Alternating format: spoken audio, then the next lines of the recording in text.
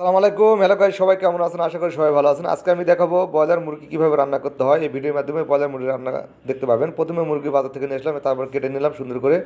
আপনারা দেখতে পাচ্ছেন মুরগিটা কাটা আমার প্রায় শেষের দিকে। এখন মুরগিটা পরিষ্কার করে নেব। আপনারা দেখতে পাচ্ছেন সিঙ্কের মধ্যে মাংসটা ঢেলে দিলাম। এখন সুন্দরভাবে পানি দিয়ে পরিষ্কার করে নিচ্ছি। আপনারা দেখতে পাচ্ছেন এই যে সুন্দর করে পানি দিয়ে মাংসগুলো পরিষ্কার করে নিলাম। আপনারা এইভাবে মাংস কেটে সুন্দরভাবে পরিষ্কার করে নেবেন। তারপর পেঁয়াজ কাটবে। এখন আপনারা দেখতে পাচ্ছেন আমি পেঁয়াজ নিচ্ছি, পেঁয়াজ ছিলাচ্ছি। এভাবে পেঁয়াজ ছিলে তারপর সুন্দরভাবে পেঁয়াজ কেটে নেবেন। আপনারা বাজার থেকে ব্রয়লার মুরগি নিয়ে এসে কীভাবে রান্না করবেন এই ভিডিওর মাধ্যমে জানতে পারবেন। আমার পেঁয়াজ ছিলা শেষ। আপনারা দেখতে পাচ্ছেন এখন কুচি কুচি করে কেটে নেব। আপনারা যতটুকু মাংসের মধ্যে পেঁয়াজ দিবেন ততটুকুই আইডিয়া করে নিয়ে নেবেন। আমি যতটুকু পেঁয়াজ নিচ্ছি এই সবটুকুই দিয়ে দিব মাংসের মধ্যে। আপনারা দেখতে পাচ্ছেন পেঁয়াজ কাটা মাংসের গ্যাস জ্বালিয়ে এখন কড়াইয়ের মধ্যে পেঁয়াজ ঢেলে দিব। এইভাবে আমি পেঁয়াজ দিয়ে দিলাম। পেঁয়াজ দিয়ে তারপরে এখন তেল দিব। আপনারা দেখতে পাচ্ছেন তেজপাতা দিলাম, তেল দিলাম, যতটুকু তেল দরকার মাপ মতো দিয়ে নেবেন। তারপরে আস্তে আস্তে সব মশলা দিয়ে লবণ দিয়ে দিলাম। যতটুকু লবণ দরকার আপনার ততটুকু লবণ দিয়ে দিবেন। আমি লবণ দিয়ে দিলাম। তারপরে আপনার মরিচ দিয়ে দিলাম। আপনারা দেখতে পাচ্ছেন যেমনটা খাবেন তেমনটা দিয়ে দেবেন। হলুদ দিয়ে দিলাম। এক একজন এক একভাবে মরিচ খায়, কেউ ঝাল খাইতে পারে, কেউ খাইতে পারে না। আমি একটু কম খাই তাই কম দিয়ে দিলাম।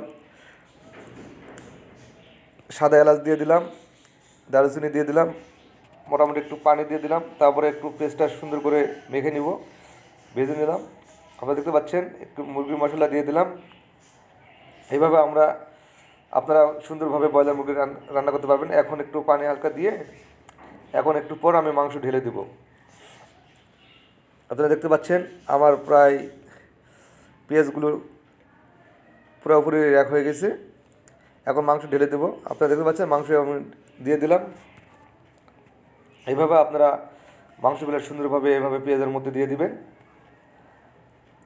এখন সুন্দর করে মাংসের সাথে পেঁয়াজগুলো মিক্স করে নেবেন। এভাবে সুন্দর করে মাংসের সাথে মিক্স করে নেবেন।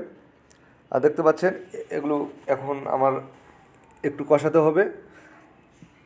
কষানোর পর যতটুকু দরকার ঝোল টোল আপনারা দিয়ে দিবেন। আমার যতটুকু দরকার ততটুকু আমি পানি দিয়ে ঝোল করে নিলাম। এভাবে আপনারা ব্রয়লার মুরগি রান্না করতে পারবেন। তারপর একটু পর আমার কী করব, ঢাকনা দিয়ে ঢেকে দিব। আপনারা দেখতে পাবেন ঢাকনা দিয়ে ঢেকে দিব। হ্যাঁ গাইস, আমি ঢাকনা দিয়ে ঢেকে দিলাম।